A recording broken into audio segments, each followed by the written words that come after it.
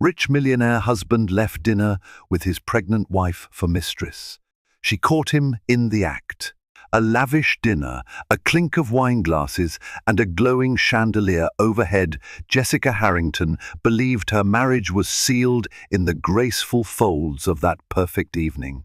Her husband, Michael Harrington, had meticulously planned this night at the illustrious Domaine Livraille, the most exclusive restaurant in town. As the servers poured vintage Bordeaux into crystal goblets, Jessica's heart brimmed with anticipation. But in a shocking twist, Michael vanished mid-course, leaving her confused and alone. When her phone rang, and the cryptic text message from an unknown number buzzed in, the evening turned from celebratory to sinister. This is their story. Jessica Harrington leaned back in her plush velvet chair at Domaine Livraille, admiring the gold filigree on her dessert spoon. Although she'd accompanied her husband, Michael, to exclusive restaurants before, something about this place felt different, almost magical. Their table, strategically located near a floor-to-ceiling window, offered a breathtaking view of the city skyline. Jessica's gaze took in the glittering lights that stretched endlessly into the night, reminding her how far she and Michael had come from their humble beginnings. She remembered the first meal they ever shared as a couple nearly 10 years ago. They were both fresh out of college, short on cash, and had grabbed cheap Chinese takeout from a hole-in-the-wall place near campus. Yet the memory remained as sweet as the fortune cookies they'd shared. Now, as Michael reclined with a suave confidence, wearing a tailored navy suit that cost more than their first year's rent, Jessica felt both pride and a tinge of nostalgia. Wealth had brought them many comforts, but had it cost them something deeper? Michael's phone buzzed on the table. Jessica watched him glance at the screen, his polished features tightening momentarily. When he looked up again, he plastered on a forced smile. She didn't think much of it. At first, he was a successful entrepreneur, after all, the CEO of Harrington Innovations, with a million things on his plate. But the shift in his expression lasted just long enough to sow a sliver of doubt in her mind. They sipped wine and made polite conversation about Jessica's close friend, Rachel Stone, who was recovering from knee surgery after an unfortunate skiing accident, and about Michael's upcoming conference in Milan. By all accounts, it should have been a romantic night, the perfect bonding experience to solidify their partnership, especially after recent tensions. Yet a niggling worry gnawed at Jessica. For months, she'd felt a certain distance creeping between them. Michael returned home later each night, claiming work obligations. He'd begun receiving incessant late-night texts, which he hid with casual swipes or nonchalant excuses. She tried to brush aside suspicions, attributing them to marital stress. She told herself that Michael was a faithful husband whose only vice might be an overcommitment to his business empire. Halfway through their main course, a sumptuous Chilean sea bass drizzled with truffle oil. Michael's phone buzzed again. This time, Jessica observed a faint flush crossing his cheeks. He dabbed at his mouth, placed his napkin aside and rose from the table. "Jess, I need to make a quick call." "It's urgent," he said, voice low and tight. Without waiting for her answer, he strode toward the grand foyer of the restaurant. Left alone, Jessica sipped her wine and tried to remain composed. Minutes ticked by, stretching the moment into an uncomfortable eternity. She felt her heart rate pick up. What could be so urgent that he had to rush out on their special evening? She tried to focus on the sophisticated ambience, the swirl of conversation in French or Italian from nearby tables, the gentle flicker of candlelight on her skin. But none of it could quell the uneasy flutter in her stomach. After what felt like an hour, Michael returned, looking vaguely restless. He tossed out a quick apology, mumbled something about a crisis in a London office, then sat back down. The tension between them hung in the air like an overripe fruit ready to drop. Jessica forced a smile, determined to salvage the evening. She tried to steer the conversation to lighter topics, an upcoming charity gala for the Caldwell Foundation that she and her mother, Julia Stone, were organizing. Michael responded politely, but his mind seemed miles away. As the night wore on, Jessica couldn't shake the feeling that a storm was building on the horizon, waiting to unleash chaos on their carefully curated life. When the dessert arrived, an intricately plated soufflé, the final act of the evening began. Michael's phone vibrated once more. This time, he stood without apology, muttering that he had to leave immediately. Jessica watched, baffled, as he tossed a sizable wad of cash onto the table and pressed a hasty kiss to her cheek. Then he hurried out the door, letting in a gust of cold air that chilled Jessica to the bone. For a long moment, Jessica sat in stunned silence, the sweet aroma of chocolate soufflé wafting around her.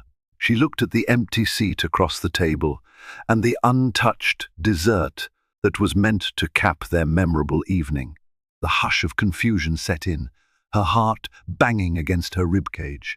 Mechanically, she pulled out her phone and checked for any messages from Michael, hoping for a quick explanation. Nothing. That was when the glimmer of her phone's screen in the low light grabbed her attention. An unknown number had sent her a message. She blinked, uncertain if it might be related to the big charity event. Jessica tapped it open. The text read, "If you want answers, come to 14th and Bergman Street, penthouse #5. Right now." Her breath caught in her throat. Who could this be? She tried calling the number, but it went to voicemail. The message was cryptic and urgent, and her mind raced with scenarios. Was Michael in trouble? Was this some twisted business scheme to lure him away from the restaurant? Anxiety spiked through her veins. A primal protective instinct for her husband battled the swirl of doubts that had been plaguing her for months.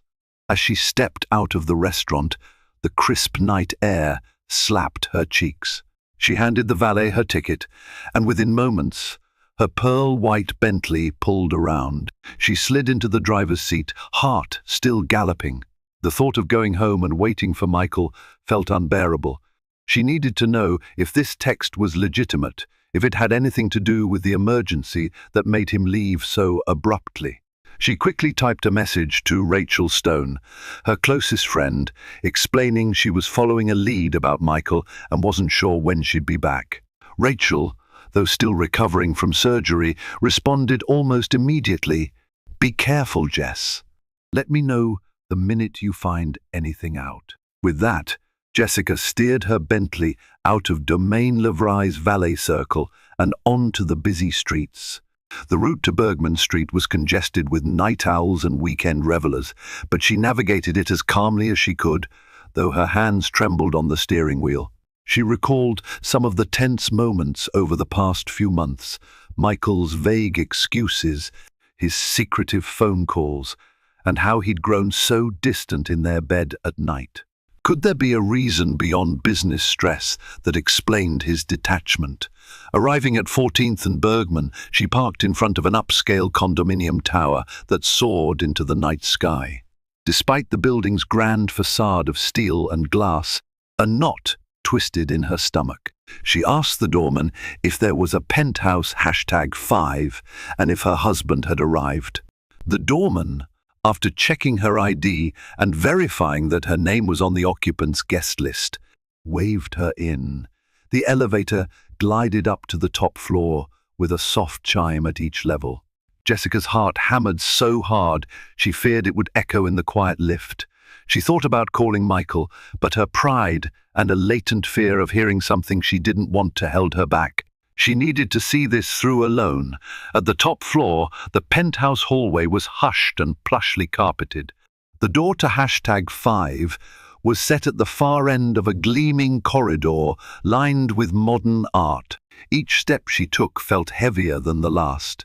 Finally, she reached the door, noticing the subtle golden plaque that read Penthouse #5. She lifted her trembling hand to knock, but before her knuckles touched the polished surface, the door swung open.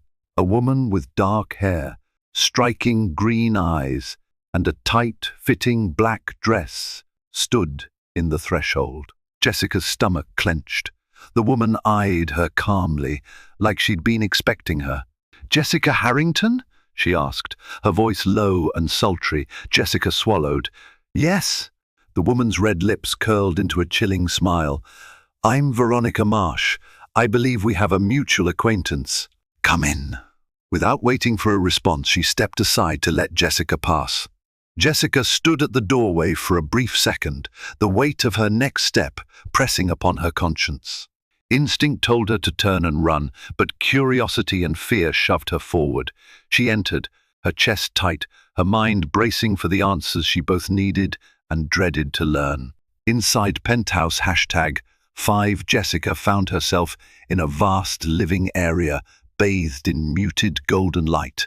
Floor-to-ceiling windows revealed a stunning panorama of the city skyline, but Jessica couldn't focus on the view.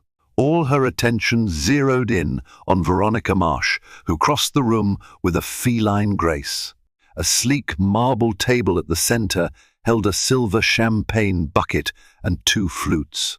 Jessica's heart pounded as she wondered if one of them had been used moments ago by Michael. "Why am I here?" Jessica asked, voice quivering. She clenched her purse strap to anchor herself. Veronica regarded her with a cool intensity. "You're here because I thought you deserved to know the truth." She swept a hand toward the sofa, inviting Jessica to sit. Jessica refused, remaining standing, as if to maintain some measure of power in a situation that felt beyond her control. Truth about what? Jessica managed, though she had a sinking feeling she already knew. Veronica's emerald eyes flickered. "About Michael. Your husband," she said. "He's been living a double life, Jessica. You've sensed it, haven't you?" The accusation hit Jessica like a physical blow. Her instincts had whispered that something was wrong, but hearing it confirmed by another woman, by this woman, was surreal. She opened her mouth to demand proof, to defend her husband, to yell, but words failed her. Veronica took her silence as permission to continue.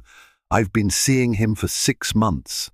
It started as casual, nice dinners, late-night meetings in hotels, but it turned into something deeper." She paused to let that sink in. "I won't lie and say, I didn't know he was married. He made no secret of you, but he insisted he was. Unhappy that he'd leave you soon." A profound sense of betrayal surged through Jessica. Her vision blurred with tears she refused to let fall. She tried to speak, but her throat felt constricted by shock and fury. How could Michael do this? Was this woman telling the truth, or was she some liar seeking to blackmail them? Why are you telling me this?" Jessica asked, forcing each word out carefully. "If you're with him, why expose it?" Veronica's lips twisted into a bitter half-smile. "Because love is never simple, and Michael Harrington isn't who I thought he was. He promised me things, talked about building a future, then disappeared whenever it suited him. I started suspecting he was hiding not just you, but other secrets. That's when I realized I wasn't the only woman in his life." She let that damning statement linger. Jessica closed her eyes, struggling to steady her breath. It was one thing to suspect an affair, it was another to be confronted with it so blatantly. Before she could gather her thoughts, the sound of a key rattled in the lock at the front door snapped her attention to the hallway. Michael Harrington himself stepped inside, his eyes wide with disbelief when he saw Jessica standing there. He froze, looking from Veronica to Jessica, then back to Veronica again, his face pale as though he'd just walked into a nightmare. A tremor coursed through him, and he let his briefcase slip to the floor with a heavy thud. "Jessica," he breathed, his voice laced with panic. What are you doing here?" Jessica's shoulders trembled. A swirl of confusion and anger contorting her features. Words refused to form in her mouth. Instead, she shot a burning glare at him. Veronica folded her arms, leaning against the wall with a victorious smirk, as though enjoying the show. He turned to Veronica, desperation etched on his face. "Veronica, what is this? Why would you?" The dark-haired woman cut him off. "I told you, Michael, I'm not going to be your dirty little secret. I've given you too many chances. You said you'd end things with Jessica, remember?" She eyed Jessica then, her voice dripping with mock sympathy. "But since he hasn't, I decided to do it for him." A choking sound escaped Jessica as she finally found her voice. "Michael, is she telling the truth?" She flicked a tearful glance between them. Are you really involved with her?" He closed his eyes, pain and regret carving lines in his otherwise composed features. "Jess, I'm sorry. It's complicated. I never wanted you to find out this way." The confession fell like a sledgehammer, cracking the polished veneer of Jessica's life. She felt a visceral ache broom in her chest, the sense that the foundations of her world were crumbling beneath her. So many questions flashed through her mind. Why did he do this? Were their years together a lie? Was she not enough? Veronica's next words were an icy hiss that sliced through the tension. "You want to know the real reason I called you here, Jessica? Because I found out about his other mistress, and I knew right then that if he lied to me and he lied to you, there's no telling who else he's been fooling. I'm done being a pawn in his games." Jessica's knees went weak, and she sank onto the sofa, her breath ragged. Another mistress? The revelation threatened to capsize her completely. All she could do was stare at Michael, the man she once believed was her soulmate, the man who had held her hand through life's storms. In that moment, she recognized that the life they had built might be little more than a house of cards, and it was already tumbling down. The harsh light of morning found Jessica Harrington in her kitchen, numb and running on autopilot. She had left Penthouse #5 the night before in a haze, ignoring Michael's frantic pleas for her to stay and talk. She couldn't bear to look at him, not after hearing the confessions that poured out of Veronica's mouth. Now, as the sun climbed over the horizon, a cold emptiness settled in Jessica's chest. She took a deep breath and stared at her reflection in the window, puffy eyes, tear-streaked cheeks. She felt like a woman who had aged overnight. Part of her wanted to hide in bed, ignoring the reality that threatened to drown her. But an even stronger part demanded she face it head-on. Her phone buzzed insistently on the marble countertop. The first call was from Rachel Stone, worried about her friend's abrupt disappearance the night before.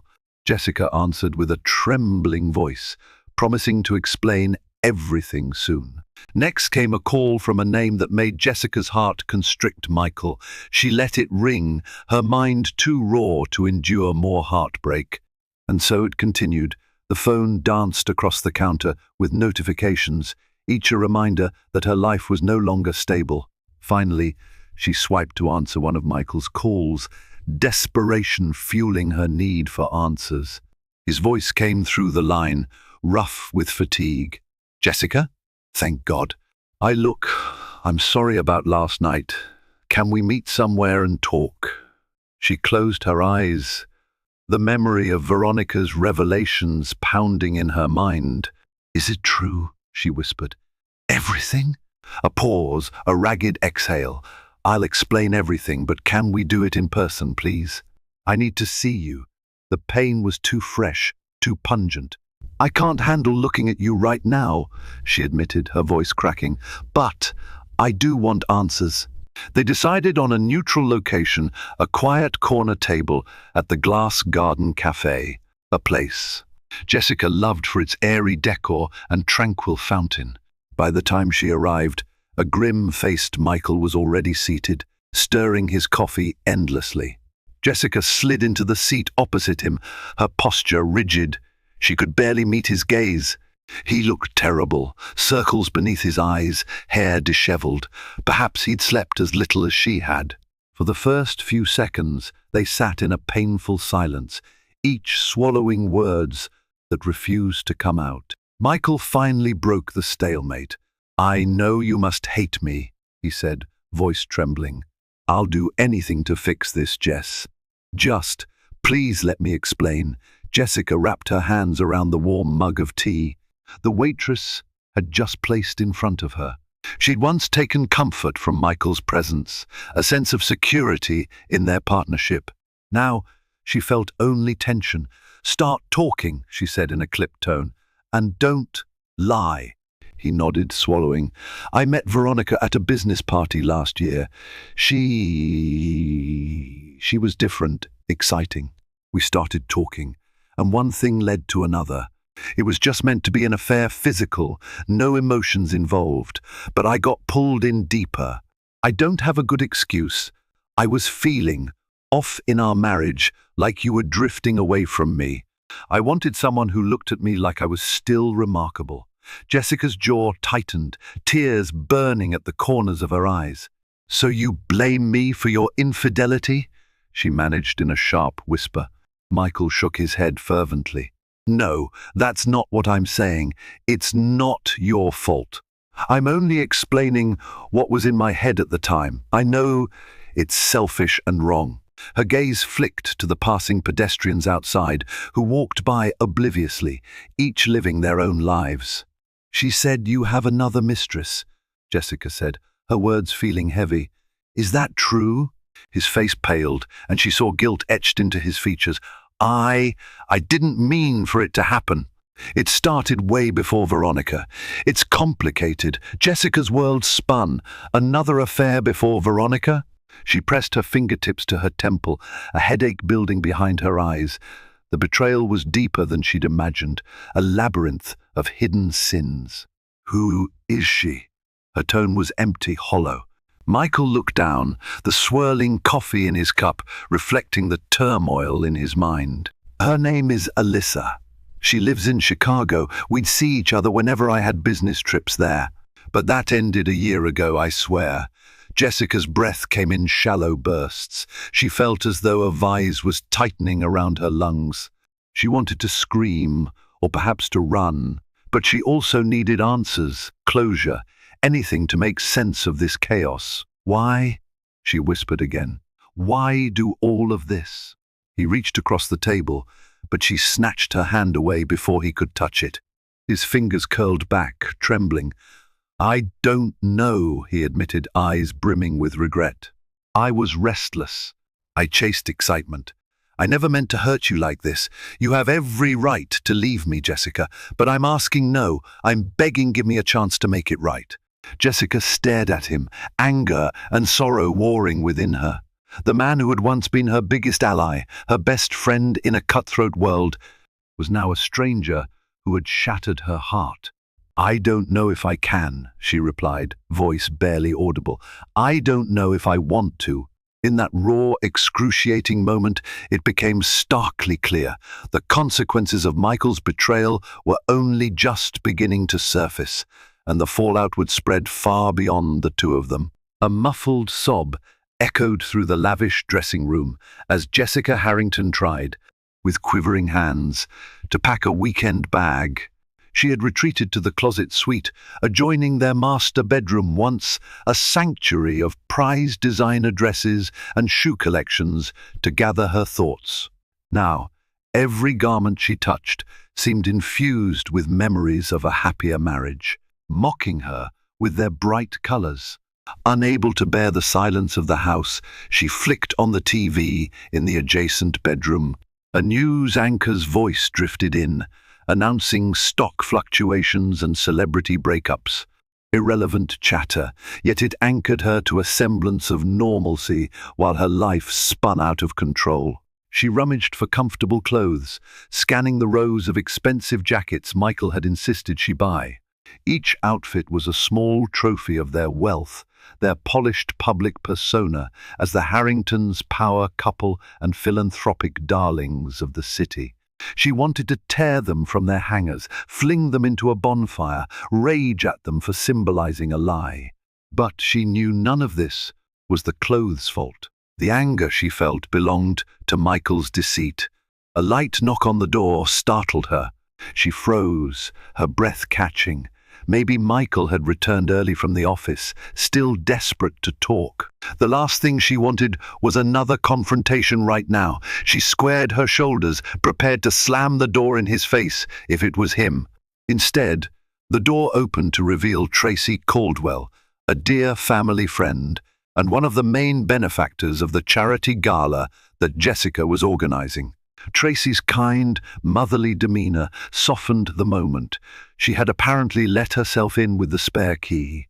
Jessica had given her months ago for emergencies.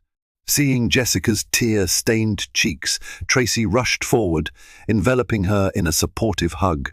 "My goodness, Jessica, I had no idea things were this bad. Rachel told me something had happened, but not the details," she said softly, rubbing Jessica's back.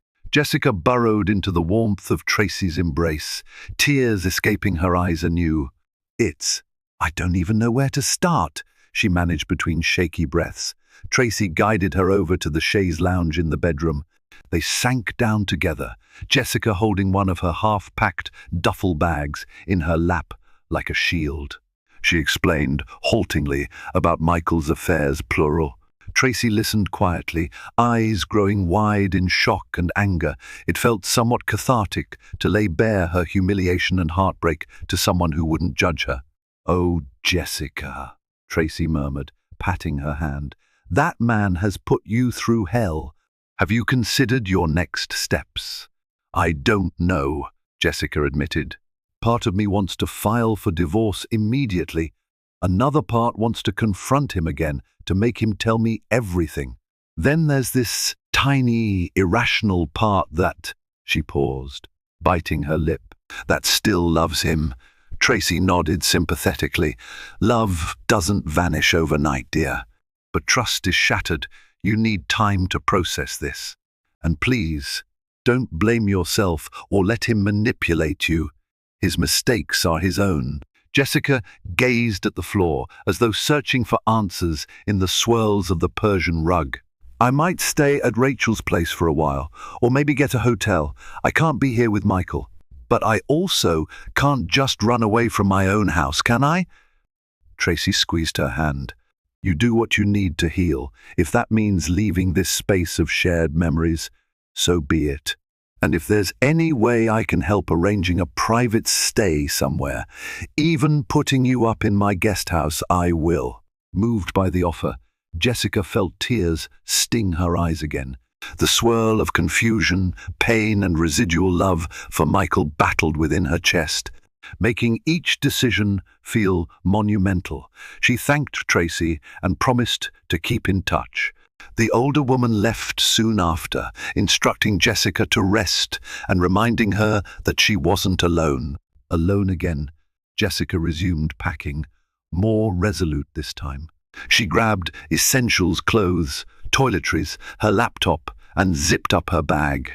The next hour saw her quietly slip out of the house she had once cherished, leaving a note on the kitchen counter for Michael, a single sentence that read, "I need space, don't contact me for a while." As she climbed into her car, the gravity of her decision pressed down. In the rearview mirror, she saw the large wrought iron gates close behind her, shutting out a life she could no longer call her own. For now, she was heading into an unknown future, clutching onto the hope that somewhere, somehow, she would find clarity amid this devastation. Jessica stared at the swirling patterns in the foam of her latte, the bustle of the small cafe providing a soft cacophony that she found oddly comforting. She had decided against staying with Rachel, not wanting to burden her while she was still recovering from knee surgery. Instead, she rented a suite in a boutique hotel, a cozy hideaway on a quiet street near the city's cultural district. It had been 3 days since she'd left the house. 3 days of deliberately ignoring the flood of calls and messages from Michael. During the first night at the hotel, she had hardly slept, haunted by images of him intertwined with Veronica or whispering sweet nothings to some unknown woman in Chicago. She felt rage, heartbreak, and despite everything, a gnawing sense of longing for the life they once had. This morning, she decided to step out, breathe fresh air, and try to sort through her swirling thoughts in public, where she felt less likely to crumble. She'd found a corner table at the Little Flower Cafe, a bohemian spot with mismatched chairs and local artwork. The environment felt safe, non-judgmental. Somewhere she could be anonymous for an hour or two. Her phone buzzed. She glanced at the screen, expecting Michael's name. Instead, it was a text from an unknown number. A chill ran through her as she remembered how Veronica first contacted her. Jessica considered ignoring it, but curiosity got the better of her. The message read, "If you want the whole story about Michael's secret life, meet me at the Redwood Lounge tonight at 8 p.m. Ask for Alyssa." Alyssa, the other mistress. Her heart pounded. Did this woman seriously want to meet her? The notion both terrified and intrigued her. What more could Alyssa know that Jessica didn't? The rational part of her warned that meeting the woman who had also shared her husband's bed might be too painful. But a stronger, needier side argued that information was power. If she was to decide on her future, she needed to know every detail of Michael's betrayals. Before she could overthink it, she typed a reply, "I'll be there." That evening, Jessica arrived at the Redwood Lounge, a dimly lit cocktail bar known for its vintage charm. The scent of old leather and whiskey enveloped her as she pushed open the heavy oak door. The hostess greeted her with a polite smile, and Jessica found her words caught in her throat when she tried to ask for Alyssa. She realized her nerves were on edge, like she was stepping into an alternate reality. She drew a calming breath. Finally, she managed to speak. "I'm looking for someone named Alyssa. She might be expecting me." The hostess nodded. "Yes, ma'am. She's over in the back booth." She gestured toward a secluded corner illuminated by a single overhead light. Jessica's heels clicked against the worn wood floor. Her heart thudded so loudly she wondered if the entire bar could hear it. When she reached the booth, she saw a woman in her late 20s with a halo of curly brown hair, clutching a martini glass as she stared off into space. Dressed in a crisp white blouse and black skirt, Alyssa looked poised, but the dark circles under her eyes spoke volumes about her emotional state. Alyssa offered a guarded smile when Jessica slid into the seat opposite her. She extended a hand. "Jessica, I'm Alyssa Morris. Thank you for coming." Jessica studied her. She wasn't ostentatiously beautiful like Veronica, but there was a gentle warmth in her features that might have appealed to Michael. "Hi," Jessica managed, her palms sweating. "I assume you have some things to tell me about my husband." Alyssa swallowed, her voice trembling slightly.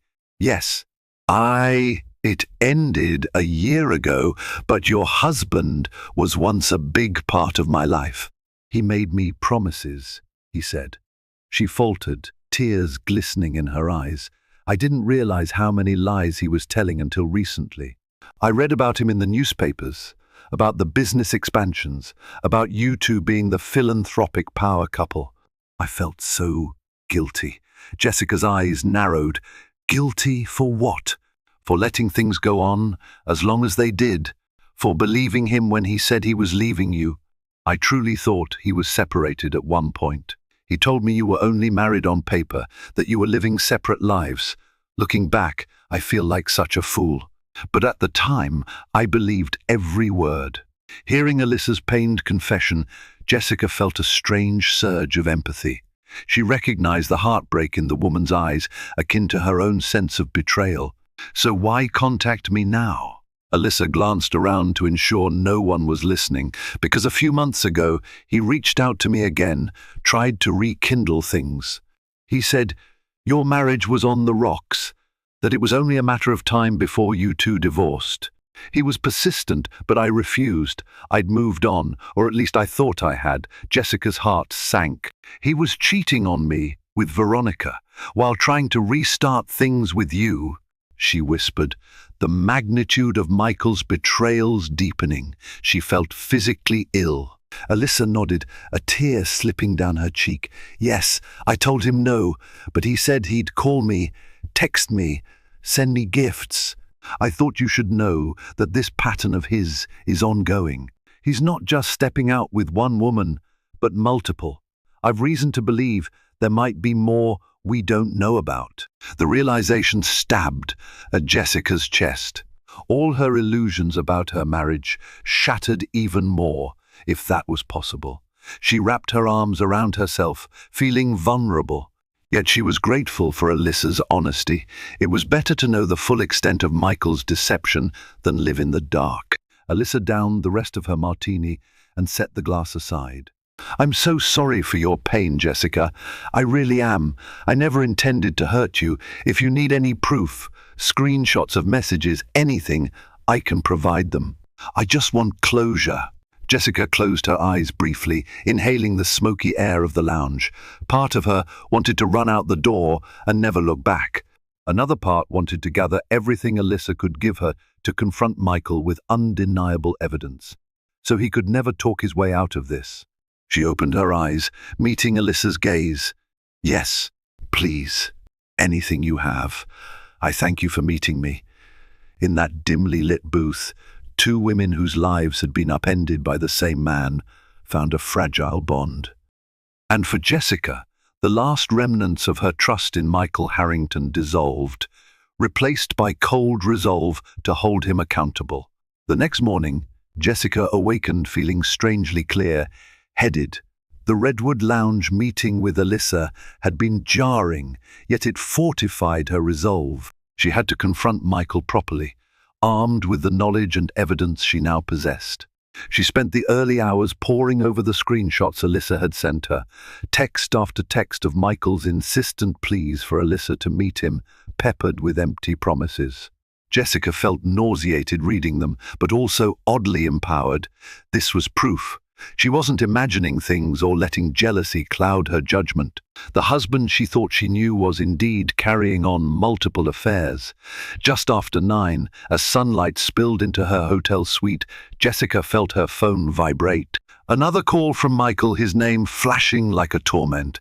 This time, she answered with steely determination. "Jessica!" he exclaimed, relief evident in his voice. "Thank God, I've been worried sick. Where are you?" She paused, letting the silence drag.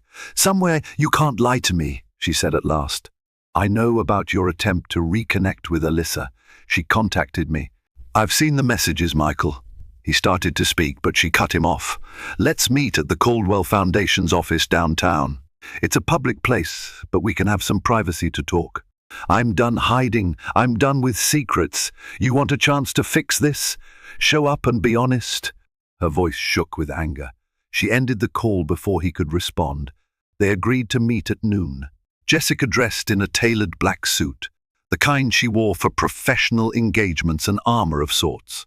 She pulled her hair into a tight ponytail and added minimal makeup, determined to face him unflinchingly. An hour later, she stood in the Caldwell Foundation's boardroom. It was a sleek space with frosted glass walls and a large oak table.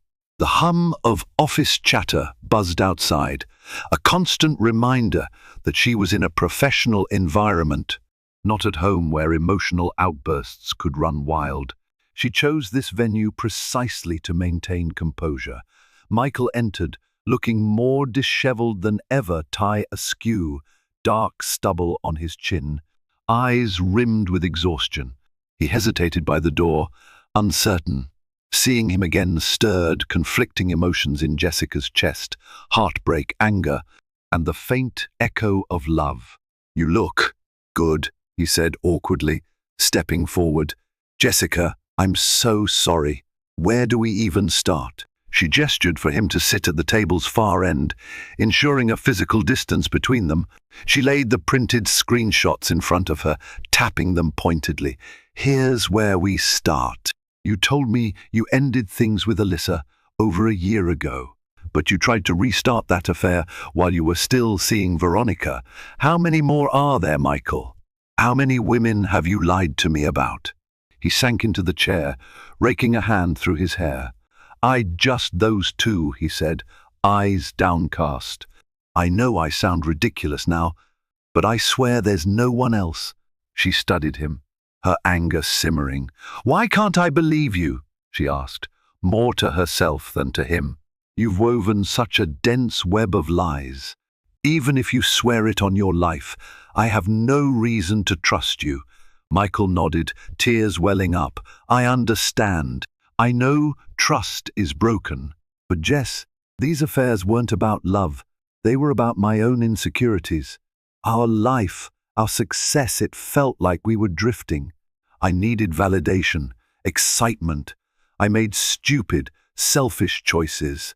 But I never stopped loving you. Jessica felt her eyes burn, tears threatening, but she blinked them away. You keep saying you love me, yet you betrayed me over and over. That's not love, Michael. He hung his head. I know. I wish I could take it all back. A silence stretched, heavy and suffocating. Look, he continued, I'll resign from Harrington Innovations if that's what it takes. I'll go to therapy, anything. Just don't give up on us, please.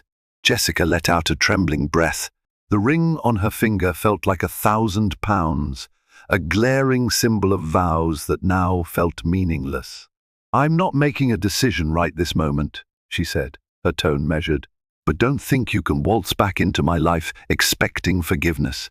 Your actions have consequences. Michael nodded, tears slipping onto his cheeks. If I could move mountains to fix this, I would. She stared at him, not unmoved by his apparent remorse. But she had seen too much pain, too many receipts of his duplicity, to simply allow him to atone in one tearful plea. I've already spoken to a lawyer, she said quietly, watching as his face crumpled. I want to see if legal separation is an option before we decide anything about divorce. We might do counseling if I feel there's any chance, but I will not be rushed. He swallowed, face ashen. I understand. With that, Jessica rose from her seat. She gathered the screenshots and slipped them into a folder. I'm leaving now. I suggest you take a break from Harrington Innovations for a while. Let your board handle things. Use that time to get yourself straight. You can't fix our marriage until you fix whatever's broken inside you. Michael stood as well, voice trembling. I'll do whatever it takes, I promise. Yet promises felt hollow. Jessica walked out of the boardroom, her heels clicking on the polished floor. Though tears pricked her eyes, she held her head high until she reached the elevator. Once inside, she leaned against the metal wall, heart pounding, uncertain whether she was walking away from her marriage forever or stepping onto the first rung of a long, grueling ladder toward a fragile, uncertain reconciliation. 2 weeks elapsed. Jessica remained in her hotel suite, deliberating her next steps. She did meet with an attorney, a poised woman named Simone Fletcher, recommended by her mother, Julia Stone. Simone laid out Jessica's options: a formal separation, a divorce, or an attempt at reconciliation with a legally binding postnuptial agreement, something to protect her interests if Michael relapsed into infidelity. Michael, for his part, vacated their mansion and moved into an extended-stay hotel suite near the Harrington Innovations headquarters. Word around town was that he had taken an indefinite leave of absence, citing personal reasons. Gossip swirled, but the specifics remained a mystery to the public. Meanwhile, Jessica tried to maintain a semblance of normalcy. She threw herself into charity work, focusing on the upcoming Caldwell Foundation Gala. The event was a month away, and there was plenty to keep her busy selecting the venue, coordinating with caterers, managing the guest list. Every hour she spent on these tasks was an hour she didn't spend dwelling on Michael's betrayals. Yet the nights brought no relief, her sleep haunted by restless dreams. She'd wake in a cold sweat, the memory of Veronica's cruel smile or Alyssa's tearful confession echoing in her mind. Some nights she dreamed of the early days of her marriage, when Michael was the bright, ambitious young man she adored. She'd awaken, tears soaking her pillow, the heartbreak fresh again. On a brisk Wednesday afternoon, a text flashed on her phone. "Jessica, it's Veronica. We need to talk. Urgent." She nearly dropped the phone. Veronica had been silent since the night Jessica caught Michael in her penthouse. Why reach out now? Jessica's initial instinct was to ignore the message, but curiosity prevailed. "What do you want?" she typed back. Veronica responded immediately. "It's about Michael. He's in danger. Can we meet?" A spike of dread shot through Jessica. In danger was a vague phrase that could mean many things. She wrestled with whether to respond. She felt no desire to see the woman who'd helped shatter her marriage. Yet what if Michael genuinely needed help? They arranged to meet at a public space, a trendy juice bar near the financial district. Jessica arrived first, nerves coiling tight in her stomach. She noticed Veronica the moment she walked in, tall, raven-haired, wearing a crisp designer blazer. She wore oversized sunglasses, as though trying to avoid recognition. They sat in a corner booth with minimal pleasantries. Jessica couldn't help but glare at the woman who had lured Michael away from her dinner that fateful night. But Veronica's expression was uncharacteristically grave. "What's this about, Veronica?" Jessica asked coldly. "What danger is Michael in? Because I'm not interested in more drama." Veronica fiddled with her straw, her voice trembling. "It's not just drama. After that night you found us, I cut ties with Michael. But recently, I got a tip from a source at Harrington Innovations. Something about an investor who's targeting Michael personally, someone who learned about his affairs and is using it against him. There's talk of blackmail or sabotage of some upcoming merger. I'm not entirely sure, but it's serious." Jessica frowned. "Blackmail? By whom?" Veronica shrugged, frustration etched in her features. "I'm trying to find out, but the rumor is that it's someone powerful, a competitor or maybe even a partner, who wants to exploit Michael's vulnerabilities for financial gain. Look, I know you hate me. You have every reason to, but I never wanted him harmed. This is bigger than the three of us." Jessica's thoughts churned. It wasn't surprising that Michael's scandalous personal life could be used against him in a corporate sphere. He had built a multi-million-dollar empire, and enemies were inevitable. "Why come to me?" Jessica asked, her tone still wary. "Why not warn Michael directly?" Veronica lowered her gaze. "He won't take my calls," she admitted quietly. "And even if he did, he wouldn't trust me. But he might listen to you." Jessica sighed, rubbing her temples. "Honestly, I don't owe him anything right now. He's the one who betrayed me. Why should I risk my peace to protect him from something he brought on himself?" Veronica nodded, acknowledging the fairness of the question. "I get it. But you know, Michael, despite everything, he's worked his entire life to build Harrington Innovations. If this sabotage is real, it could ruin more than just him.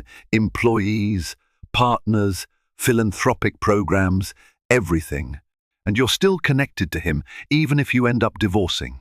If Harrington Innovations falls, you'll be caught in the crossfire too." Jessica felt a jolt of apprehension. She'd never been in business herself, but she understood the stakes. Countless people depended on Michael's company for their livelihoods. The charitable foundation she was so involved in often partnered with Harrington Innovations to fund community projects. If the corporation collapsed, so would many of the philanthropic ventures dear to her heart. She drew a long breath. "All right, I'll talk to him. But let me be clear, I'm doing this because I don't want innocent people hurt, not because I'm protecting Michael out of some wifely duty." Veronica managed a wan smile. "That's all I ask. Thank you. And I'm sorry for everything. I know it means little now, but I truly am." Jessica, feeling the weight of numerous betrayals, offered no reply.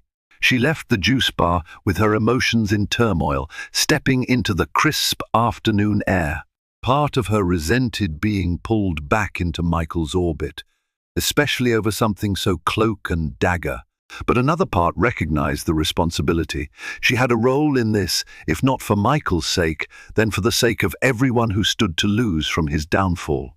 Thus, Jessica found herself caught in yet another storm, tethered to Michael's complicated life by threads she couldn't easily sever, no matter how much she might want to. Jessica gripped the steering wheel with white-knuckled tension as she drove to the Harrington Innovations building, her mind replaying Veronica's words about potential blackmail and sabotage. The towering glass edifice loomed against the skyline, a symbol of Michael's ambition and possibly his downfall. She parked in the VIP section, her old spot from when she frequently visited Michael at the office. Anxiety twisted her stomach as she marched through the impressive lobby.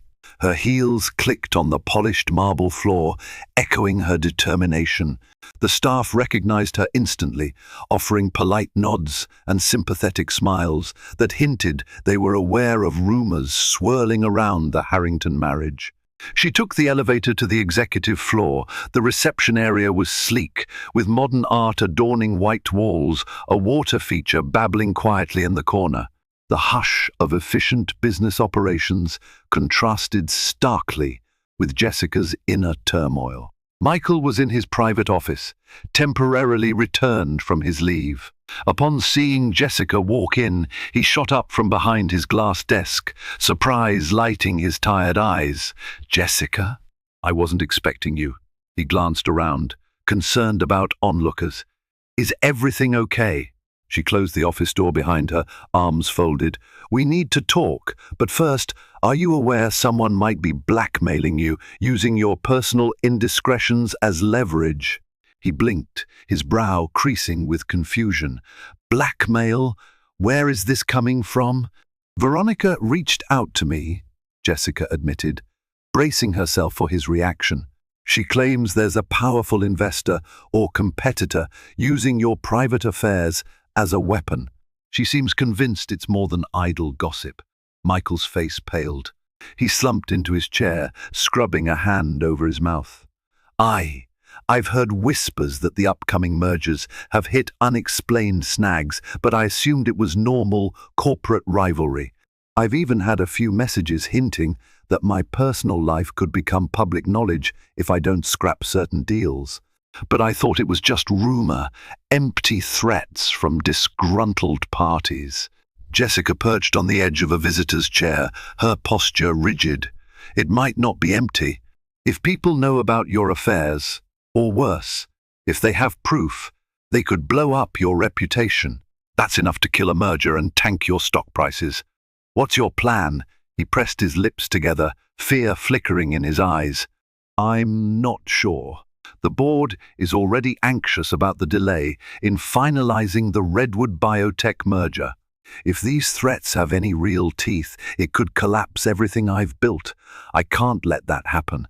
She nodded. "Your reckless actions put you in this vulnerable position, but I also don't want Harrington Innovations destroyed. Too many people depend on it, including me, in a way." She swallowed, the words bitter on her tongue. "I came here because I need to know what steps you're taking to safeguard the company, and by extension, everyone tied to it." He stood abruptly, pacing near the window. The city sprawled below, a testament to his success. "I'll investigate these threats. I have connections in cybersecurity and crisis management. Maybe I can pay them to find out who's behind this. But it could escalate. If they leak damaging info, the scandal will be national news." Jessica's thoughts churned. "We need to consider possible suspects, business rivals, perhaps Redwood Biotech itself, or some competitor eyeing that merger. Or it could be an internal enemy wanting to sabotage from within." Michael exhaled, panic dancing in his voice. "We have a competitor named Reed Marlowe who's been trying to outbid us for Redwood Biotech. He's known to play dirty. It's possible he discovered my personal issues or he got wind of them through mutual associates. He's unscrupulous enough to use any advantage. Jessica rose, her eyes steely. Then we have to prepare for the worst. If it goes public, we'll deal with it. I suggest you come clean to your board of directors, or at least warn them that a scandal could be on the horizon. He flinched at the thought. Tell the board about my infidelity. Jessica, they'll lose faith in me. She crossed her arms. They'll lose more faith if a scandal blindsides them, or if they find out you hid it. Either way, it's not about saving face anymore. It's about damage control. He stared at her, shoulders sagging. Okay, he conceded, sounding defeated. I'll call an emergency board meeting. I'll try to get ahead of this. Will you stand by me just for that meeting as a show of unity? It might help the board stay calm. Jessica's breath caught. She remembered their wedding day, how they vowed to support each other through sickness and health, success and failure. Now, in the face of his grievous sins, he was asking for her help in saving his corporate empire. Part of her wanted to turn her back, let him face the consequences alone. But she also recognized the bigger picture. Fine, she said at last, voice quiet but firm. For the company's sake, not for yours. Don't misread this as forgiveness. Relief flooded Michael's expression, but it was tinged with sadness. I understand. Thank you. As Jessica left his office, her heart felt heavier. She was far from forgiving him, and their marriage remained shattered. Yet she found herself re-entering his tumultuous world to prevent a larger disaster. Sometimes life didn't allow clean breaks or easy closure. And so she stepped into the fray once more, holding on to the faint hope that preserving the company's legacy might help her find her own path forward, whether that meant walking beside Michael or leaving him behind forever. A tense hush fell over the top-floor conference room at Harrington Innovations. Board members, investors, and senior managers were all present, their expressions mirroring deep concern. Jessica slipped into a seat near the end of the long table, refusing to meet anyone's eyes. Michael stood at the head, shoulders rigid. Thank you for assembling on such short notice. I've just discovered there's a threat against our upcoming Redwood Biotech merger. Someone plans to use personal information about me to disrupt it. A ripple of alarm spread across the room. Warren Fletcher, Michael's mentor, straightened. Is this related to the rumors we've heard? Michael nodded, swallowing hard. Yes. My personal failings, extramarital affairs, are being leveraged to undermine this deal. I take full responsibility. An uneasy silence followed. Finally, Cynthia Lau spoke up, her tone cool. This could shake investor confidence. How do you propose we move forward? Michael's gaze flicked to Jessica, who kept her face impassive. To protect the merger, I'll step aside and appoint an interim CEO if the board agrees. Warren, would you fill that role while I handle the crisis? After a round of tense discussion, the vote passed. Warren Fletcher was named interim CEO, and Michael would focus on damage control. Before adjourning, Michael cleared his throat. I also want to thank Jessica for standing by this company today. She offered no direct acknowledgement, her expression resolute. The board dispersed, directors whispering among themselves as they filed out. Approaching her, Michael spoke softly, exhaustion etched in his features. Thank you for supporting this. I know it isn't easy. Jessica rose, lifting her chin. You owe it to everyone here to fix what you've broken. Don't make me regret being part of this solution. Without waiting for a reply, she exited the conference room. Whispers and curious stares trailed her as she walked away. Though her heart still ached from betrayal, she knew she'd done the right thing at least for the countless people depending on Harrington Innovations to weather this storm. Time has a way of revealing truths we never expected. Jessica thought her marriage was her safe haven, but it became the storm that tested her limits. Betrayals, secrets, and the hovering threat of scandal pushed her to confront uncomfortable realities and herself. Yet amid the turmoil, a flicker of hope remains, a chance for healing, redemption, or at least clarity. Will Michael truly change, or is his remorse another empty promise? Will Jessica discover a path of independence, or will she rebuild her marriage from the ground up? Only time will tell if love can conquer deceit, or if walking away is the stronger choice. If this story gripped your heart and left you wanting more, make sure to like, share, and subscribe to this channel. Don't miss out on the next riveting tale of love, betrayal, and unbreakable resilience. Your support helps us keep the drama coming. Stay tuned.